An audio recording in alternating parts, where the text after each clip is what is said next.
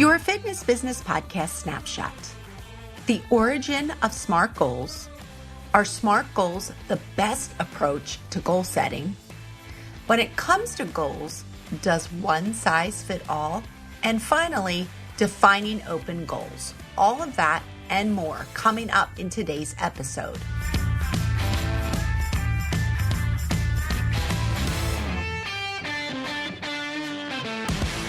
Thank you for listening to the fitness industry's leading fitness business podcast for owners and managers. The Fitness Business Podcast strives to provide a weekly educational platform for our listeners. The variety of international guests are here to share their expert advice, knowledge, and tips with you, our FBP family. This month's interviews are brought to you by Tribe Team Training. Are you interested in increasing your center's income and your trainer's income from small group training? Tribe Team Training is the new way to get more members engaged in small group training and paying extra. Click the Tribe Team Training link in the show notes or go to tribeteamtraining.com.au/podcast for your free formula to see how much income you can make from small group training.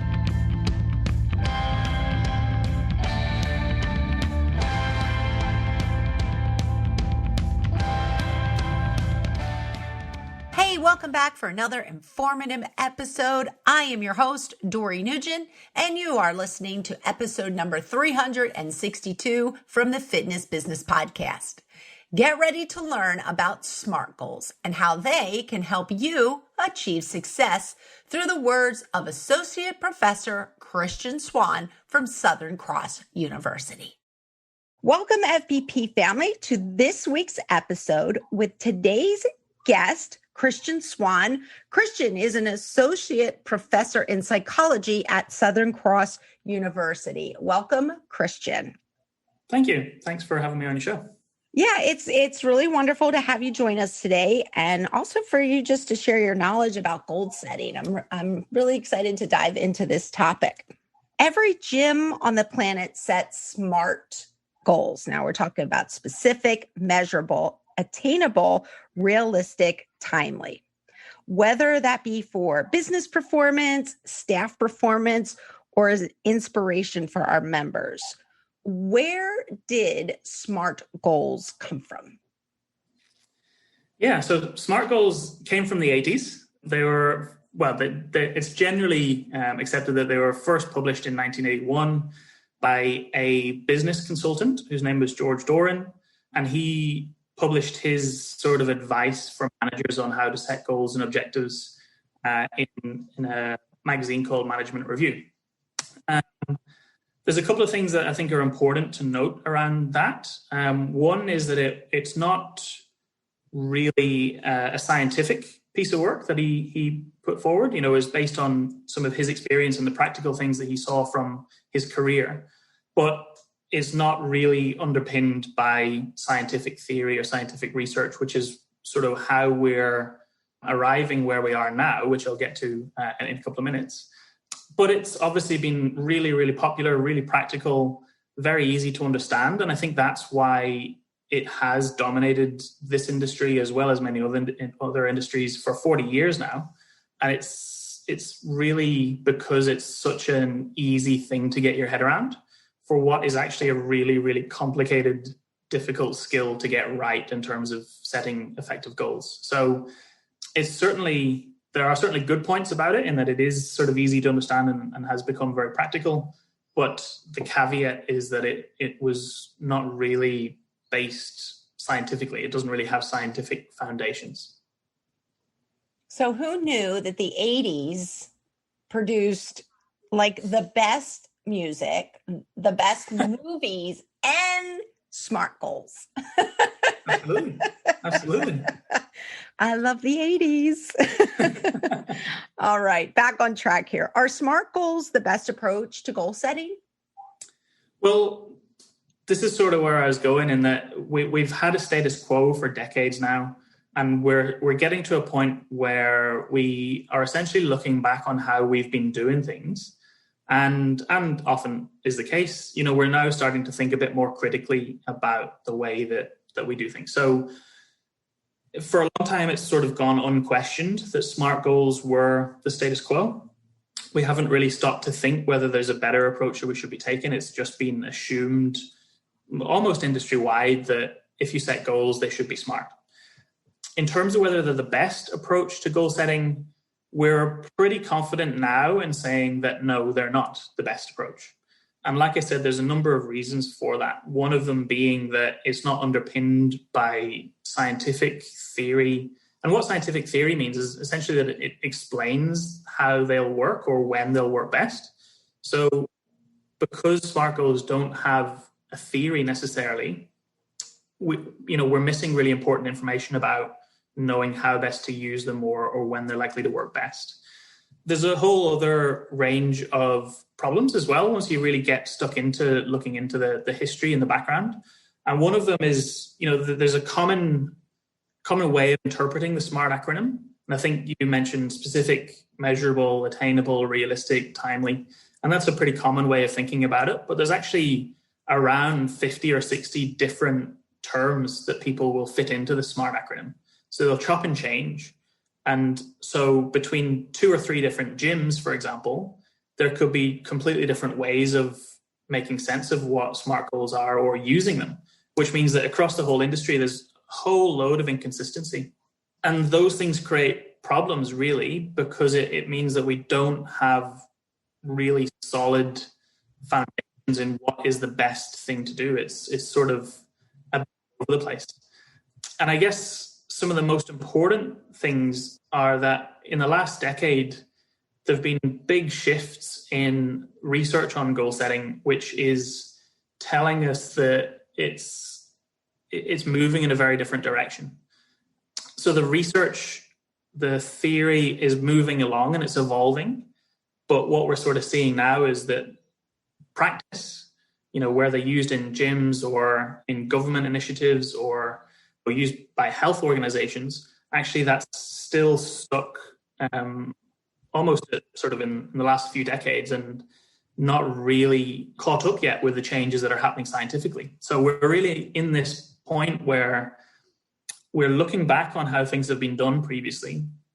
We're thinking a lot more critically about how we should be doing things and how best to do things.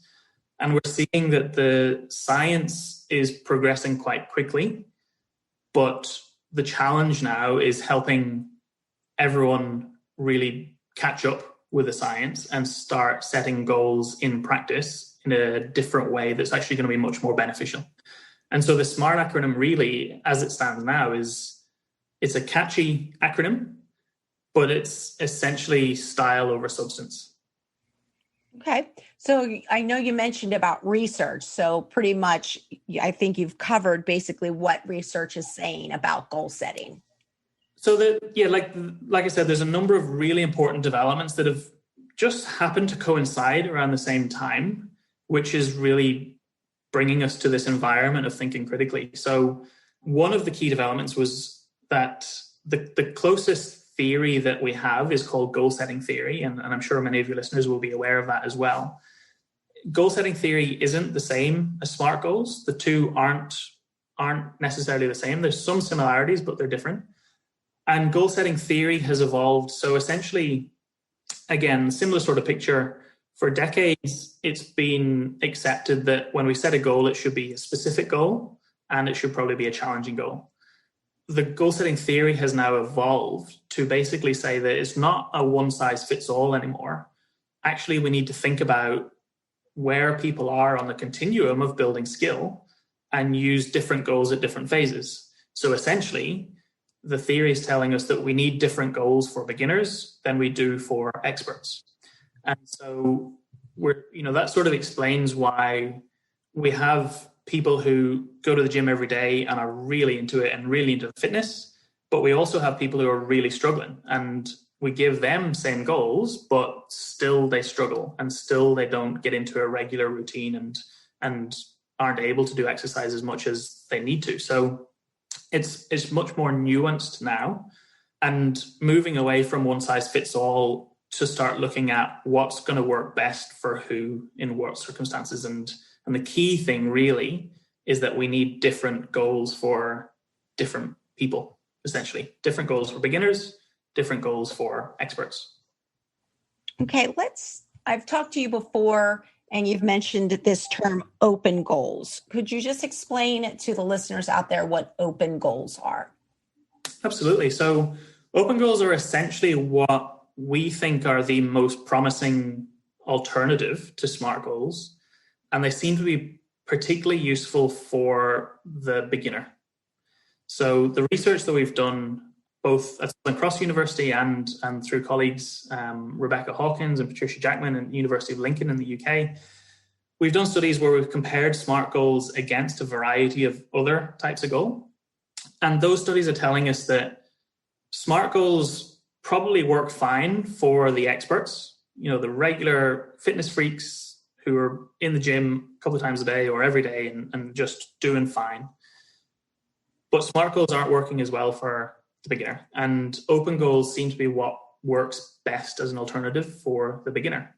So what we mean by open goals are really non-specific, exploratory phrased goals, essentially along the lines of see how well you can do. So whether it's see how many times you can get to the gym this week, see how many reps you can do potentially. The studies we've done have been about see how far you can walk in a certain time. So it's really about that element of see how well you can do the goal. And they originated from some of the world's best athletes who I interviewed as part of my PhD. And it was really unexpected. But when I asked them to explain to me what was involved in their most exceptional performances, the best performances of their career, often those athletes were telling me that they were just, golfers were trying to see how many under par they could get, or runners were trying to see how fast they could complete the course, or see how much of something they could do. So the top athletes in the world were saying, we just see how much we can do or see how well we can do. And so that's really started the ball for us to look at whether open goals can be useful sort of across the board to much broader populations than just good athletes. And the evidence is holding up so far that they seem to be a really useful alternative. And there's some promising results from the early studies that we've done. Open goals exist in our industry. Could you just maybe share some examples where you see this? Yeah, so they're very new. So really, it's only in the last 5 years that we've started finding out about open goals and testing open goals. So they're very new, but there are already some examples, some quite well-known examples in the fitness industry. One of them is in the Apple Watch. And so the latest versions of the Apple Watch incorporate functionality around setting an open goal, which in the Apple Watch essentially just means that you can go and do an activity and record how well you do without giving you a specific target to aim for in the first place.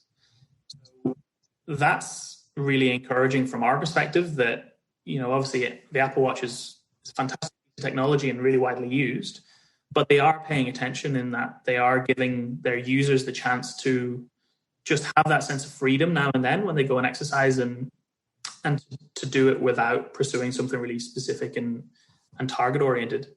And there are some other examples of well-known brands. For example, Les Mills have published an article where they talk about open goals and sort of advise their members that open goals are a good thing as well. So there's, it's new, but there are already some really promising signs that this is going to fit in quite nicely into the fitness industry. Okay, well, it's obvious that you have done a lot of research on this. But when we talk about open goals, what do you think the benefits of this type of goal setting is?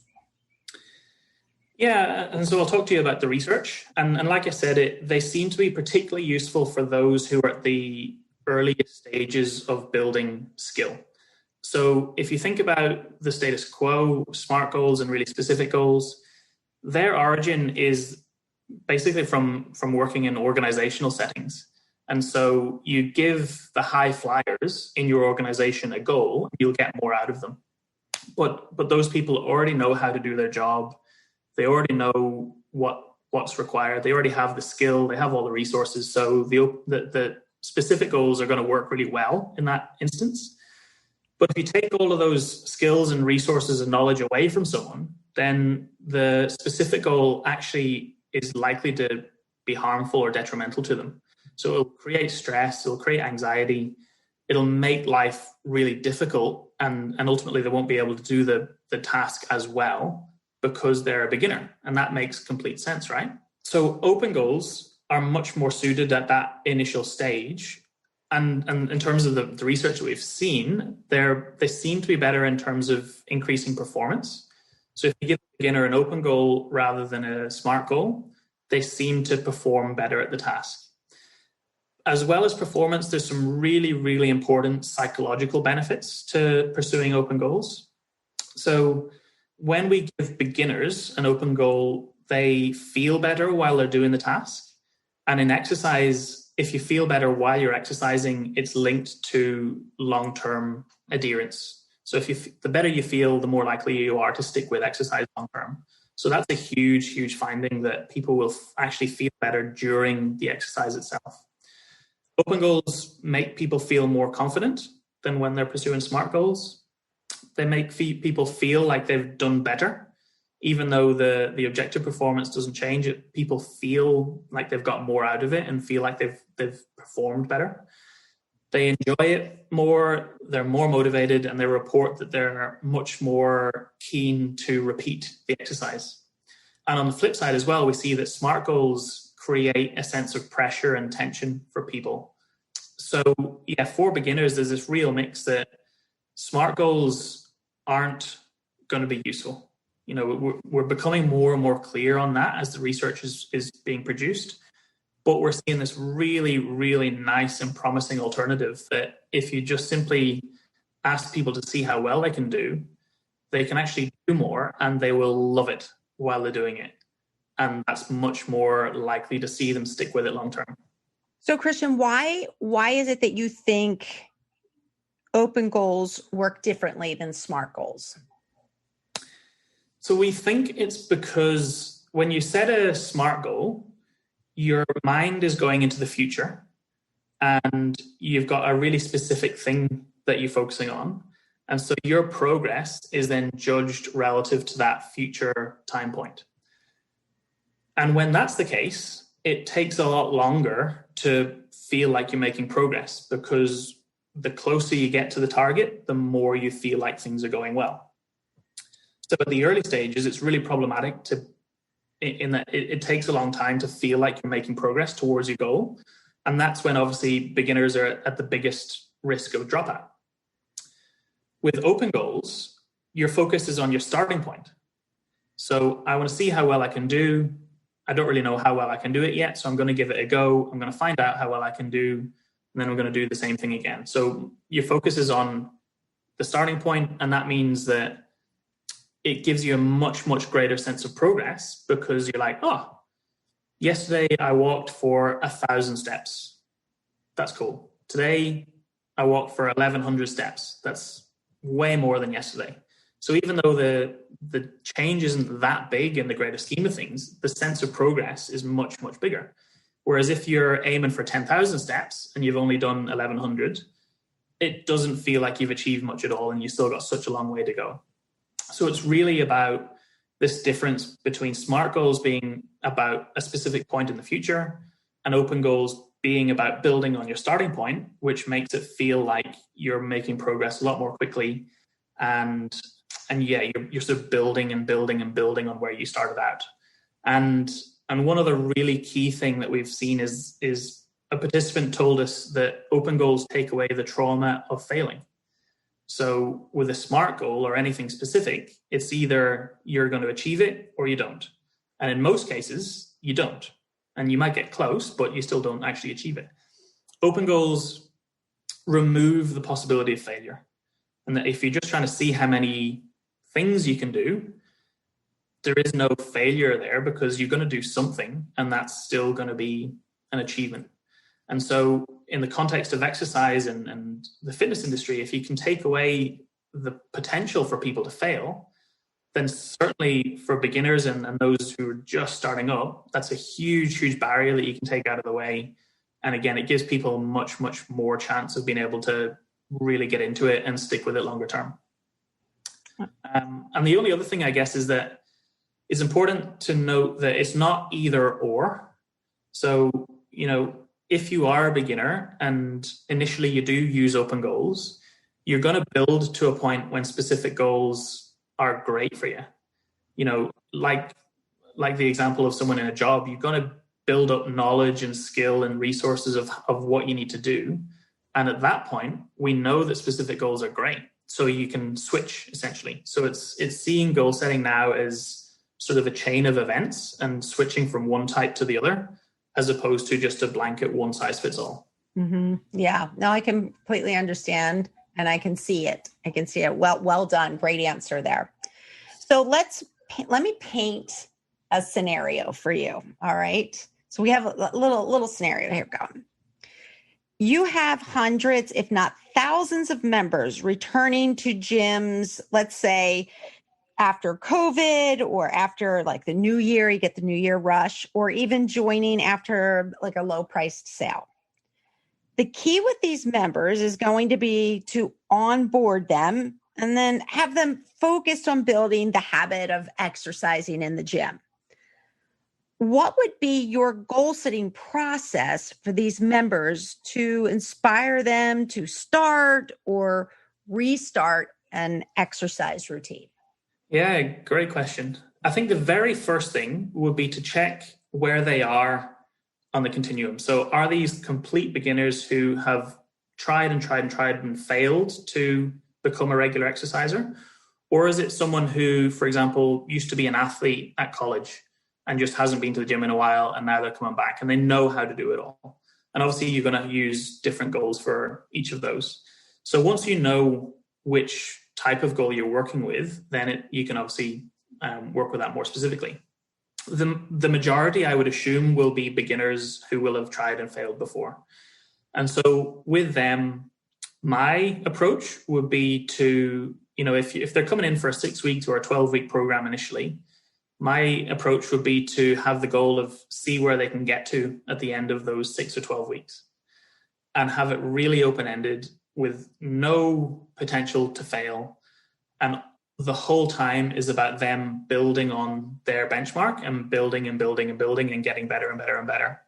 And I think you would find that at the end of that, they're much more motivated to then commit to the next phase and sticking with it and seeing where they can go next. So it would really, for me, be about initially checking the type of goal, but then for beginners, seeing where they can go and not setting anything specific, but allowing them to sort of explore their limits and see where they can get to after that certain amount of time. And then from there, again, gradually move them towards a point where specific goals will work great, and see it as that transition from an open goal initially moving towards a specific goal once they feel like they've built the skills and knowledge and resources required. And I think people naturally feel when they're getting to that point as well. In some of our studies, people recognize that, okay, I'm ready for something more now. And that's the perfect sign that specific goals are there and should be set at that stage. It really just takes a little while initially for them to figure out what they're doing in the task, and then they'll be sort of like chomping at the bit to get going and to push themselves more. And you can almost sort of visibly see when they're ready for specific goals. Get your pen ready now for Keep Me's Fit Bizpiration. What are your 3 tips to move toward open goal setting as a culture in our businesses? Good question. So first, I think it's important that we all start thinking critically around how we set goals. From the people on the ground to the owners to managers to clients, I think, everyone as an industry, we need to start thinking critically about how we do things. And we should no longer assume that the smart approach is the best way to go. Second, I think we need to start the conversation around what's best. And by that, I mean things like this, really well-regarded podcasts and webinars and workshops and magazine articles. And as an industry, I think we need to start having that conversation and providing opportunities to share the latest knowledge on what's happening in goal setting. And that is also going to happen more and more because the students at universities at the moment are starting to learn these things as well. So they're going to graduate with this knowledge, which is going to filter into businesses, and that's going to help speed things along as well. And the third tip would be to stay up to date with what's happening with the research. I know businesses and practitioners do that already, but it's particularly important at this stage because of how quickly things are moving in the goal setting space. So we've got more and more studies coming out. They're posing us big ideas. They're posing us, new interesting findings. And we're learning a lot very, very quickly in the research about how best to set goals. So staying up to date with the research as well would be really key. Keep Me, smarter member retention. KeepMe.ai. Now it's time to get back to our show. Well, Christian, I gotta say, I never knew that there was this much specific knowledge and research about goal setting. I just love how you stripped it down, and such an intelligent approach to goal setting. Very good. Thank you. Yeah, it was a lot of fun. There's a lot happening in the space. It's a really exciting space to work in at the moment. There's lots of things changing very quickly, but ultimately it will be really, really useful for everyone involved in the fitness industry. It's inevitable that it's moving in this direction. We're going to get there over the next few years. So I guess this is sort of a heads up that it's going to come. And, because of the way the research and theory is changing, it means that practice and what happens on the ground will need to follow. So it's really exciting to be able to share that with you and your listeners. And yeah, thanks again for having me on.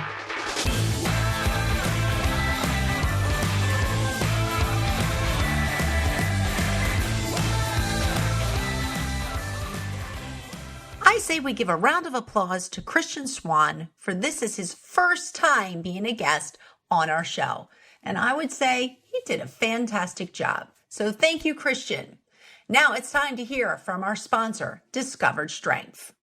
At Discover Strength Franchising, we know you want to own a thriving fitness business. We believe you should be able to do work that you are passionate about while also making a great living. Imagine owning a distinguished fitness business backed by a market-tested business model where efficient 30-minute strength workouts are provided to your clients by expert, educated personal trainers. Here's how to get started. Head to discoverstrengthfranchise.com and fill out the contact form. Set up a pre-qualification call with our franchise team. Join us for a mutual discovery day. So head to discoverstrengthfranchise.com so you can start falling in love with your work again. Hi there, FBP family, Chantal here. I'd love to invite you to tune into this month's bonus interview coming out May 28th. My special guest is JP Richard, the president of Tribe Team Training North America. In the interview, JP updates us on what's happening with Tribe Team Training in 2021 and beyond. Make sure you tune in to hear all about the exciting initiatives that they've got coming up. That episode is number 363, available from May 28th. Now back to the show. Quickfire 5. This week's Quickfire 5 guest is Hank Ebling. Hank will be featured in next week's episode when he talks about customer service. Fitness Business Podcast family, it is time for Quickfire 5 with next week's guest, Hank Ebling. Hank, welcome to the show. Dory, thank you for having me. Super excited to be here. Yes. All right. Quickfire 5. Fun, quick, fast. Can't wait to hear your answers. And let's get started with number 1. What is a business or life lesson you learned from one of the jobs you did when you were younger? So I would say it's a life lesson, and it's actually from my father, who I used to help. Believe it or not, he owned a funeral home. So I would help in the funeral business, nothing to do with fitness. But a lesson he would always teach is don't worry about other people. And of course, you need to worry about them. But he would say, don't worry about what other people think. Do your thing. Worry about yourself. And you got to have your own vision, your own path. Just ignore others, because there's always going to be people that are going to say negative things or worry about certain things. And, just do your thing, run your path. So that's, to me, one of the lessons that I think about to this day. Yes, that's a good one. All right. Number 2, if you were not doing what you're doing now, what do you think you would be doing? There's actually a lot of interest I have, but I would actually say a simple football coach. I love football. I have a passion for football. I played football. And at the end of the day, if you're in fitness, you love people, you love to coach, and you love to motivate. And all those things are also involved in that type of work. So I would say football coach. It's funny. I swear every time I get a male trainer, no offense to the ladies out there, but a male trainer, and I ask him this question, it has something to do about sports, like being a professional player or a coach. So yeah. I love it. Totally fits, I think, the whole industry, you know. So, all right. Number 3, when you write your autobiography, what is going to be the title? You know what? I'd have to say it's Riding Passion and Persistence to Success, because that's kind of how I live my life. You have to be passionate about what you do, and you have to be persistent in what you're pursuing. So yeah, that would be the title.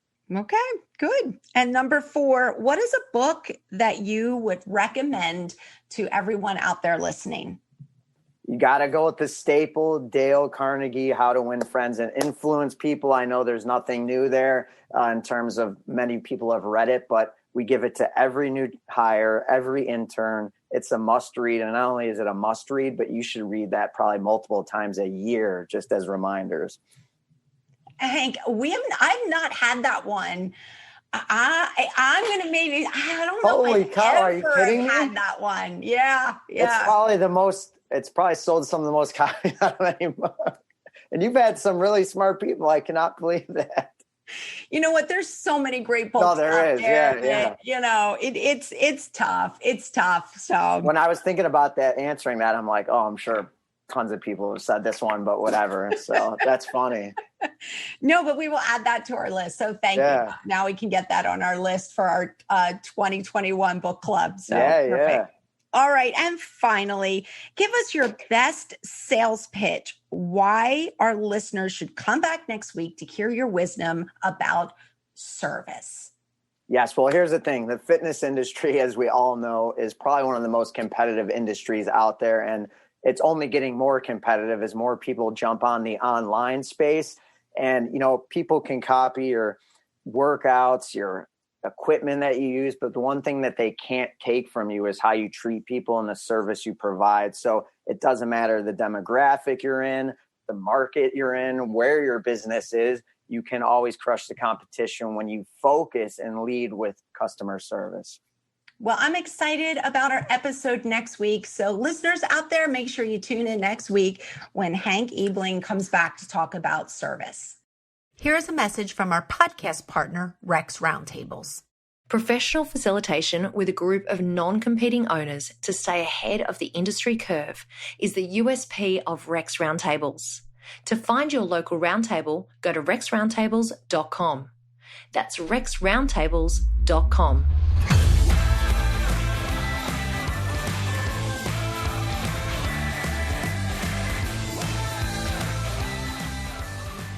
Hey, Fitness Business Podcast family, this is Jason Stoll here, your host of the Thinking Ahead Show. Each Thinking Ahead show, I seek out some of the top minds both inside and outside our industry to get you thinking about what's next for your fitness business before it's even trending. You're not going to want to miss this next episode as I sit down with one of the most dynamic certified professional speakers and author of Coloring Outside the Lines and co-author of the best-selling books, The Sales Coach and The Communications Coach, Jeff Tobe. Some of Jeff's clients include PNC Bank, Microsoft, Remax, Ericsson Living, and Pepsi Cola, to name a few. Jeff provides up-to-the-minute, cutting-edge material as it relates to designing the ideal customer experience by getting your people more engaged at what they do every day. Tune in for episode 365 coming June 4th. I cannot wait to share this episode with all of you. Head on over to our show notes at fitnessbusinesspodcast.com to connect with today's guest, Associate Professor from Southern Cross University, Christian Swann. Next up, a message from our founding partner, Active Management. Hi FBP family, it's JT from Active Management, the founding partner of the Fitness Business Podcast. Thanks to the amazing technology at our fingertips, we can now work with clients all over the world. But right now, you can join the free online Active Management Facebook community. It's an amazing group of people just like you. Sure, I share weekly resources, but it's the power of the community that you will experience that will make this your go-to Facebook group. Remember, it's free, fun, and inspirational. Go to facebook.com/groups/active management community. What you leave behind is not what's engraved in stone monuments, but what is woven into the lives of others.